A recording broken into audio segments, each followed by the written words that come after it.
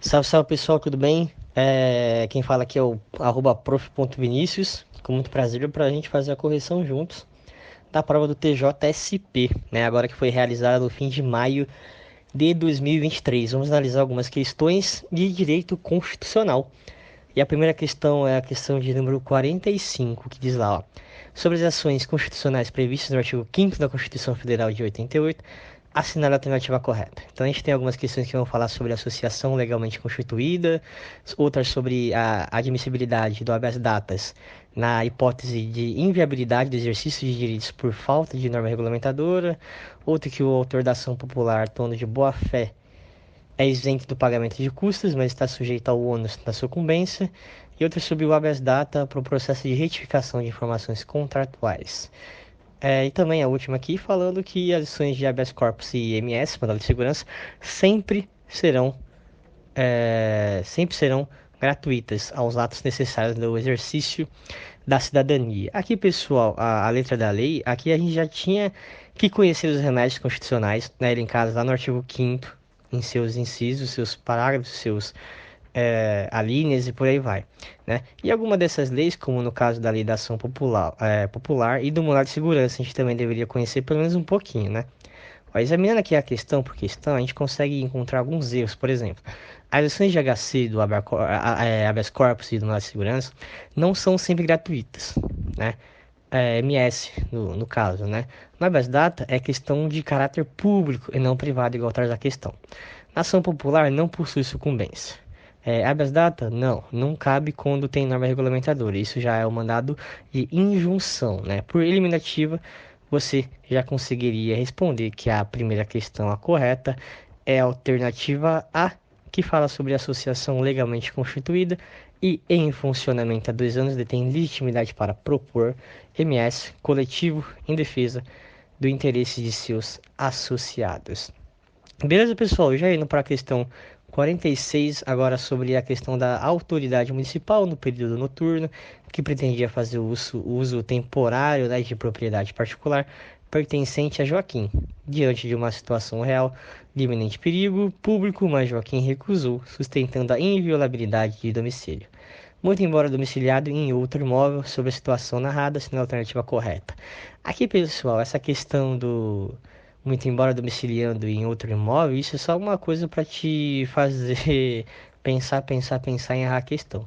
Mas no caso aqui, questão tranquila, artigo 5º também, o Supremo também já tem o entendimento que já definiu, né, a possibilidade do ingresso forçado em domicílio sem mandado judicial, esses casos de reais e iminente perigo público. Fechou? Beleza. Agora a questão 47, ó, que trata sobre as penas na Constituição brasileira. Questão muito interessante que deve ter muitas pessoas que devem ter errado. Questão difícil e confusa da banca. Ó, a segunda alternativa que contempla penas admitidas no termo da Constituição Federal. Pulando, eu não vou ler essa questão, suas letras aqui, suas alternativas. Vamos examinar uma por uma. Primeiro aqui, ó, privação de liberdade, ok, isso existe. Interdição de direitos também existe, né? Que funciona quando você não pode contratar com o poder público, pensando em crime de licitações. Perda de bens, ok, acontece. Banimento, não. Suspensão de direitos, ok, acontece. Pena de caráter perpétuo, não, a CF já veda isso. Prestação social, sim, existe. Trabalhos forçados, não. Pena de morte em caso de guerra, sim. Cassação de direitos políticos, não. Aqui, na verdade, ninguém é cassado politicamente, né? O que acontece é a perda e suspensão desse direito. Então, analisando propriamente os institutos trazidos no texto, a questão correta é a alternativa A. Porém, pode ser possível de anulação por causa do conceito de cassação, né? Que é facilmente confundido e vários autores utilizam a cassação ou também perda e suspensão desse direito como sinônimos, trazendo assim um entendimento, uma ambiguidade para esse termo, beleza? Mas do gabarito aí saiu, né? Com certeza vai sair. Esse vídeo foi gravado um pouco antes do gabarito oficial. A questão A. Agora analisando a questão 48, que trata sobre o servidor público, vamos ler e examinar. Ó. De acordo com a CF, nomeado para cargo de provimento efetivo em virtude de concurso público, o servidor público A.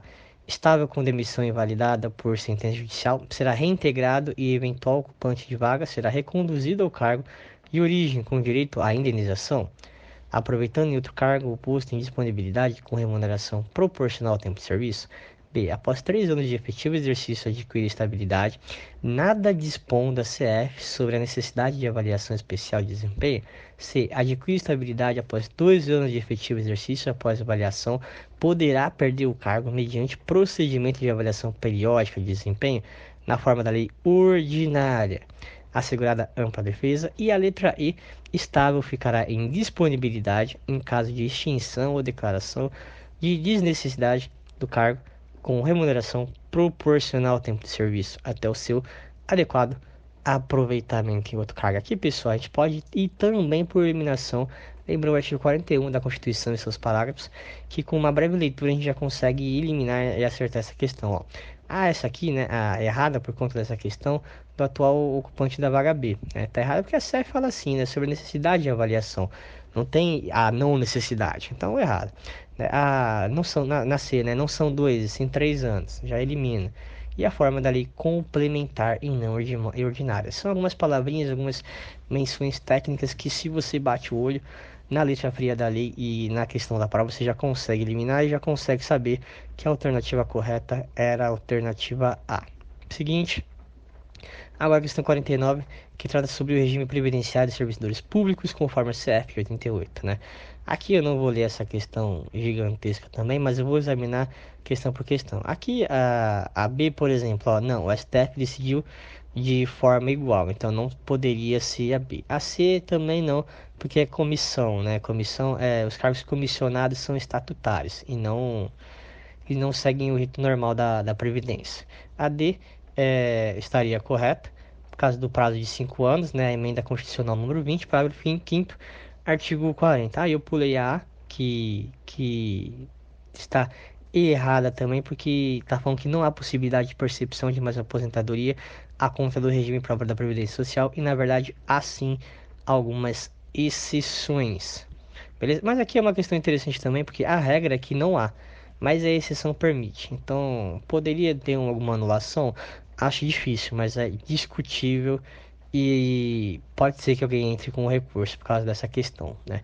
Porque a regra diz que não há, mas existe exceções. Beleza? Agora a questão número 50, que fala sobre a estruturação do Poder Judiciário. O Conselho Nacional de Justiça é considerado o órgão do Poder Judiciário, com sede de instituição equivalente ao Tribunais Regionais Federais. Essa é a alternativa A. A B. A Justiça de Paz está expressamente prevista como órgão do Poder Judiciário.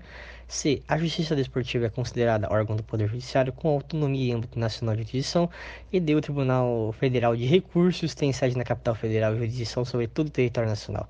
Essa faz tempo que eu não via Tribunal Federal de Recursos, hein? Mas vamos lá. Ó. E o Conselho Nacional de Justiça e os Tribunais Superiores são considerados órgãos do Judiciário e têm sede na capital federal. Vai examinar questão por questão. O CNJ não possui jurisdição porque não julga caso concreto, igual aos tribunais, beleza.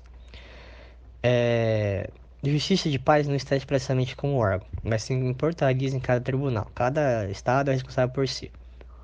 Justiça Desportiva é um órgão dos tribunais estaduais também. Tribunal Federal de Recursos nem existe mais, era da época do Getúlio Vargas, lá de 1946. A correta seria a alternativa E, né, que diz que o CNJ e os tribunais superiores têm sede na capital de Brasília. Sim, questão aqui um pouco simples, por eliminação também dava para acertar. E para fechar a questão 51, que trata sobre cargos ocupados por brasileiros nato e naturalizado, isso é decoreba a letra fria da lei também, tinha que ler umas 15, 20 vezes o artigo 12 para decorar, porque são muitos critérios, são muitos cargos que podem, que não podem ser, então é decoreba mesmo. E a questão correta é que diz que é a letra D, né? O brasileiro naturalizado pode ocupar o cargo de ministro do do Superior Tribunal de Justiça, o STJ. E essa foi a nossa correção. Peço para que você inscreva-se no canal, deixe o like e comenta aí se você achou bastante coisa ou não. O importante é praticar. Valeu e até a próxima.